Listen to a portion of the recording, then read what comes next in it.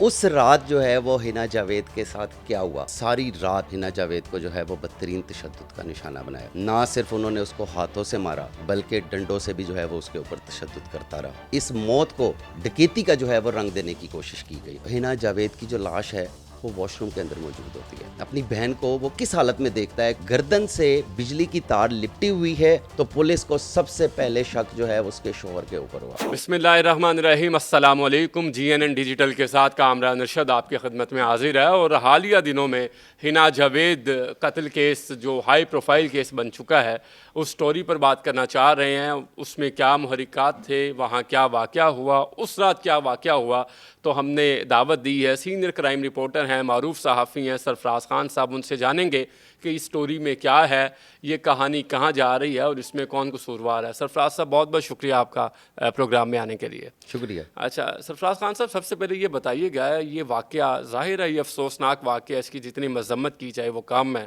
تو آپ کیا سمجھتے ہیں کہ یہ واقعہ کیوں ہوا ہے؟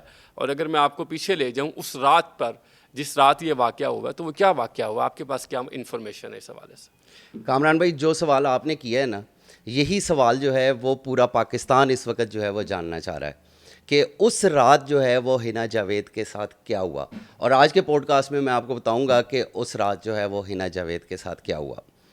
20 اگست کی یہ رات تھی، اور راولپنڈی کا یہ علاقہ ہے جہاں پر ہنا جاوید اور اس کے شوہر فیصل، سسر اور ایک ملازم جو ہے وہ گھر کے اندر موجود تھے۔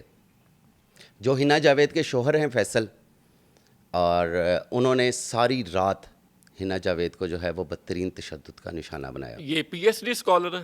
یہ PhD اسکالر بھی ہیں اور ایک بہت بڑی یونیورسٹی کے اندر جو ہے یہ پروفیسر ہیں۔ ساری رات تشدد کا نشانہ بناتے رہے اس کو۔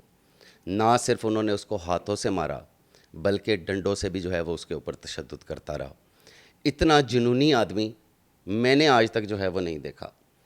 یہ والا جو کیس ہے، یہ نور مقدم کا کیس آپ کو یاد ہوگا، یہ کیس نور مقدم کے کیس کا ایکشن ریپلے ہے، اس سے مماثلت رکھتا ہے آپ کہہ رہے ہیں؟ بالکل اسی سے ہی یہ کیس جو ہے وہ مماثلت رکھتا ہے۔ نور مقدم پر بھی ایسے ہی جو ہے وہ تشدد کیا گیا، ساری رات اس کے اوپر تشدد کیا گیا، پھر آخر میں اس کو مار دیا گیا۔ اس کیس کے اندر بھی ہم نے یہی دیکھا۔ اب تک کی جو تفتیش سامنے آ رہی ہے اور جو اہل خانہ الزام لگا رہے ہیں، ان کا ایسا کہنا ہے کہ ہنا جاوید پر ساری رات جو ہے وہ تشدد ہوتا رہا۔ صبح جب اس کی موت واقع ہو گئی تو پھر اس موت کو ڈکیتی کا جو ہے وہ رنگ دینے کی کوشش کی تو گئی۔ اس میں انفارم کس نے کیا ان کی فیملی کو، ہنا جاوید کی، کہ یہ واقعہ ہوا؟ جو ہنا جاوید کے سسر ہیں، ان کی عمر تقریباً 78 سال۔ انہوں نے جو ہے وہ ہنا جاوید کے بھائی کو کال کی اور انہوں نے کہا کہ گھر پہ جو ہے وہ ایک انہونی ہو گئی ہے اور آپ فوری طور کے اوپر جو ہے وہ گھر پہنچے۔ تو ہنا جاوید کے جو بھائی فہد ہیں وہ ان سے پوچھتے ہیں ہوا کیا ہے۔ انہوں نے کہا کہ آپ پہلے گھر تو آئیں، پھر میں آپ کو بتاتا ہوں کہ کیا ہوا ہے۔ تو جب وہ اپنی بہن کے گھر پہنچتا ہے تو ہنا جاوید کی جو لاش ہے وہ واش روم کے اندر موجود ہوتی ہے، اور وہ انتہائی دل دہلا دینے والا منظر جو ہے وہ فہد نام کا جو لڑکا ہے وہ دیکھتا ہے، اس کا بھائی اپنی بہن کو وہ کس حالت میں دیکھتا ہے کامران بھائی، کہ اس کی بہن کے دونوں ہاتھ جو ہیں وہ کمر کے ساتھ بندھے ہوئے ہیں، منہ کے اوپر جو ہے وہ کپڑا موجود ہے، اور گردن سے بجلی کی تار لپٹی ہوئی ہے جو کہ اوپر جو ہے وہ کسی چیز کے ساتھ شاور کے ساتھ جو ہے وہ باندھا ہوا ہے، اور یہ دکھانے کی کوشش کی گئی ہے کہ یہ ڈکیتی مزاحمت کے اوپر جو ہے یہ سارا جو ہے یہ واقعہ پیش آیا ہے۔ آپ کہہ رہے ہیں اس کو چھپا کر ڈکیتی کا رنگ دینے کی کوشش کی گئی، ڈکیتی کا رنگ دینے کی اس کو کوشش کی گئی۔ جب اس نے بتایا کہ ہوا کیا ہے، یہ ہوا کیا ہے، مجھے بتائیں تو صحیح کہ یہ ہوا کیا، تو وہاں پر جو لوگ موجود تھے اور جو پولیس نے فرسٹ اسٹیٹمنٹ لی تھی وہاں کے گھر والوں کی، تو انہوں نے گھر والوں نے یہ بتایا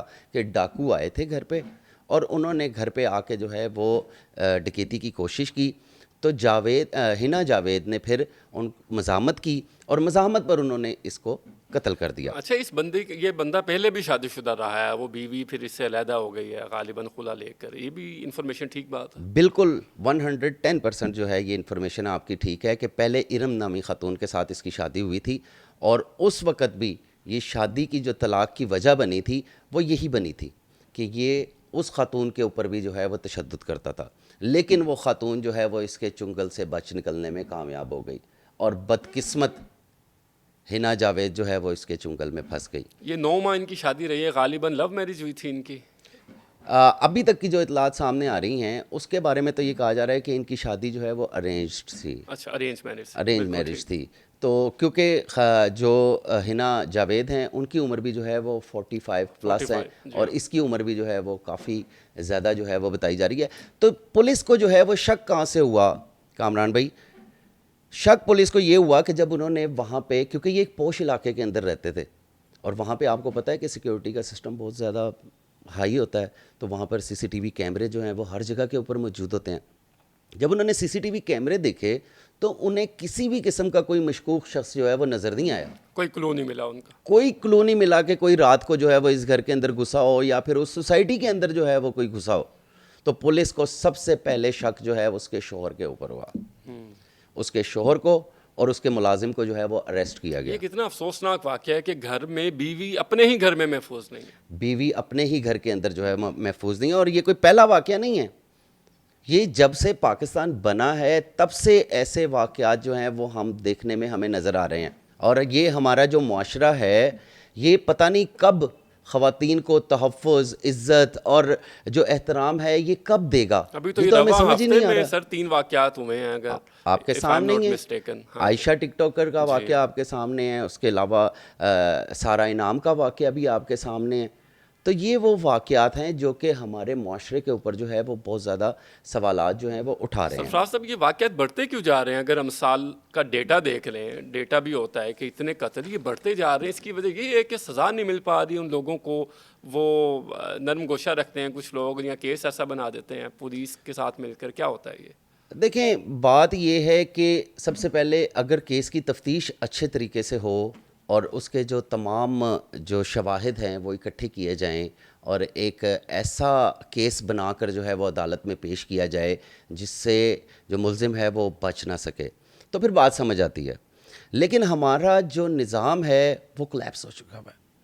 جیسے کہ محسن نقوی صاحب نے کہا تھا کہ ہمارا نظام جو ہے وہ کلیپس ہو چکا ہے, تو میں یہ سمجھتا ہوں کہ جو پولیس کا نظام ہے نا, اصل میں وہ نظام جو ہے وہ کلیپس ہوا ہوا.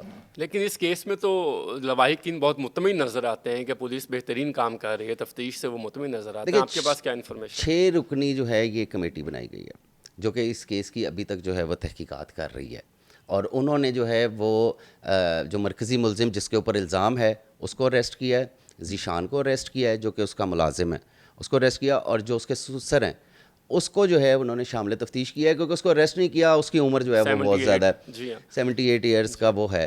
لیکن ان کے بیانات جو ہے وہ قلم بند کر لیے گئے ہیں. اور وہ پوسٹ مارٹم رپورٹ کیا کہہ رہی ہے؟ دیکھیں, پوسٹ مارٹم رپورٹ جو ہے وہ بڑے ہی خوفناک انکشافات اس پوسٹ مارٹم رپورٹ کے اندر ہوئے ہیں.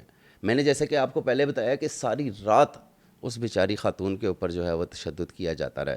سب سے پہلے تو پوسٹ مارٹم رپورٹ کے اندر یہ بتایا کہ اس کی گردن کی ہڈی جو ہے وہ ٹوٹ چکی تھی, پسلیوں کے اوپر بھی جو ہے وہ اس کے نشان تھے, کولے کی ہڈی پہ بھی زخم ہے, گردن کے اوپر بھی اس کے نشان تھے, کولے کے اوپر بھی اس کے زخم کے نشان تھے, اس کی لیگس کے اوپر جو ہے وہ تشدد کے نشان تھے کہ جیسے کسی سخت چیز سے جو ہے وہ ساری رات ایک بندے کے اوپر اگر ٹارچر کیا جائے نا تو وہ نشانات جو ہیں وہ جسم کے مختلف حصوں کے اوپر آ جاتے ہیں. یہ قتل نہیں, یہ بروٹل مرڈر ہے. یہ بروٹل مرڈر ہے, یہ بروٹل مرڈر ہے. یہ میں نے آپ کو بتایا کہ یہ نور مقدم کیس کا جو ہے وہ ایکشن ریپلے ہے. تو سرفراز صاحب, یہ اس طرح کے لوگ تو ٹاکسک لوگ ہوتے ہیں, ان کے ریڈ فلیگز ہوتے ہیں. اب ایک معروف ادارے میں وہ پڑھاتے رہے ہیں, اسٹوڈنٹس کے کچھ بیانات آئے ہیں سوشل میڈیا پر, وہ کہتے ہیں یہ ٹاکسک قسم کا آدمی تھا اور اس کے بہت سارے ریڈ فلیگز تھے. ہم نے پہلے بھی بتایا, کمپلین بھی کی ہے, لیکن کچھ ایسی باتیں آپ کو پتہ ہو جاتی ہیں. پھر ایک ویڈیو بھی ان کی تھی جس میں یہ کہہ رہے تھے کہ اگر کوئی شخص اپنی بیوی کو قتل کرتا ہے تو اس کا کیا مطلب ہے کہ وہ برا انسان ہے. یہ سوال پوچھا ہے اور اس کے بعد کہتا ہو سکتا ہے اس نے ڈرنک کی ہو,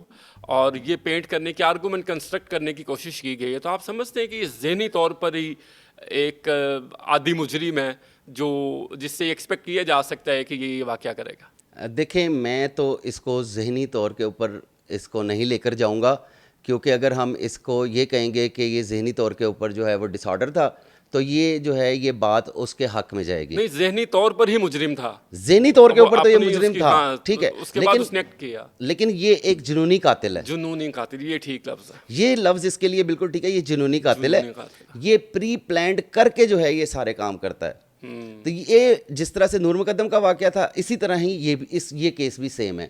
ٹھیک ہے کہ اس کو جو ہے یہ خواتین کے اوپر ٹارچر کرنے سے جو ہے وہ اس کو تسکین ملتی تھی. جس طرح سے پہلے واقعے کے اندر ہم نے دیکھا ٹھیک ہے کہ وہ خواتین کے اوپر اپنی ہی بیگم کے اوپر جو ہے وہ تشدد کرتا رہا.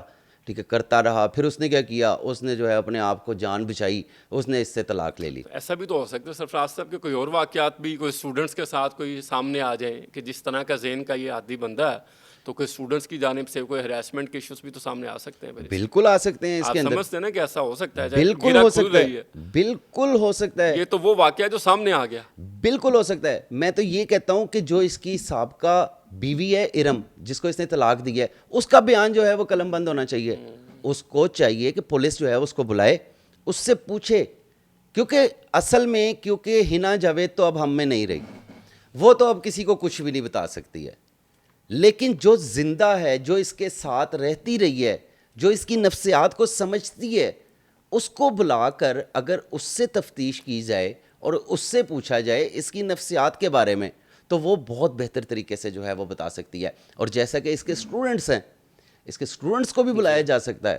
اسٹوڈنٹس سے بھی جو ہے وہ اس کی تمام چیزیں جو ہیں وہ پوچھی جا سکتی ہیں کہ یہ کس طرح کا آدمی تھا. اسٹوڈنٹ سوشل میڈیا پہ اپنے خیالات کا اظہار کر رہے ہیں, جس طرح ریڈ فلیگس کا ذکر کیا, ٹاکسک کا ذکر کیا کہ ایسا انسان ہے.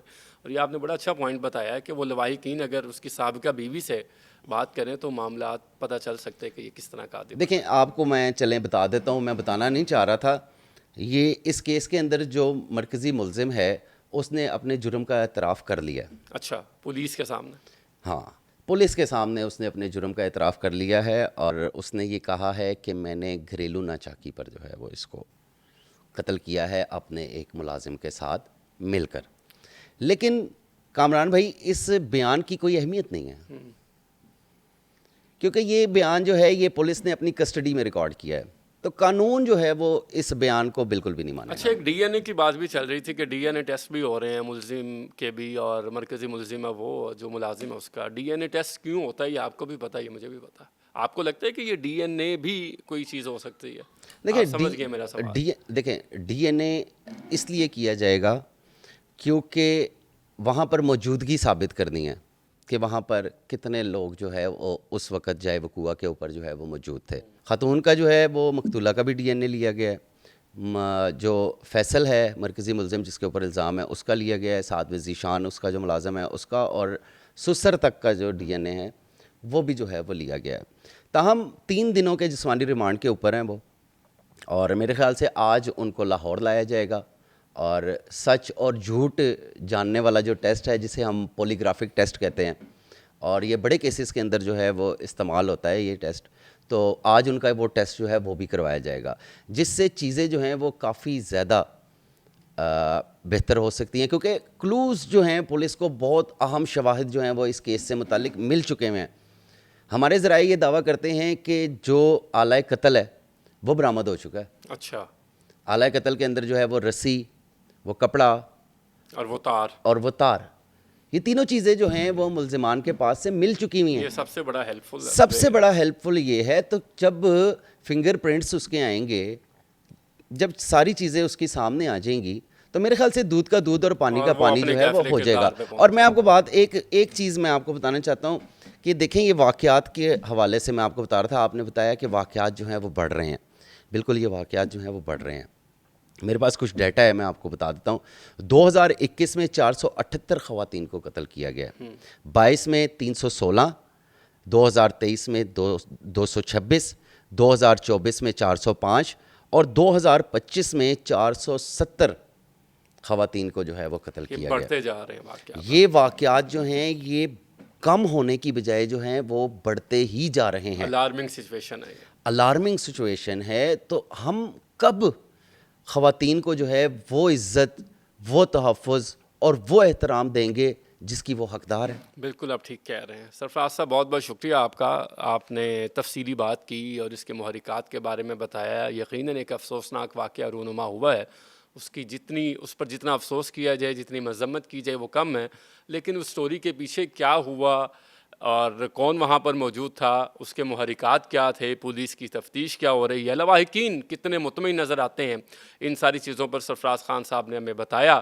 اور امید یہی ہے کہ جو ملزمان ہیں، جو مرکزی ملزم ہیں، وہ کیفر کردار تک پہنچے گا اور آنے والے ایسے واقعات جو بڑھتے جا رہے ہیں، الارمک سچویشن ہے، وہ کمی ہوگی اس میں اور امن قائم ہوگا. اس کے ساتھ ہی آج کے پوڈ کاسٹ کا وقت اپنے اختتام کو پہنچتا ہے. اپنے میزبان کامران ارشد کو دیجیے اجازت. اللہ نگہبان.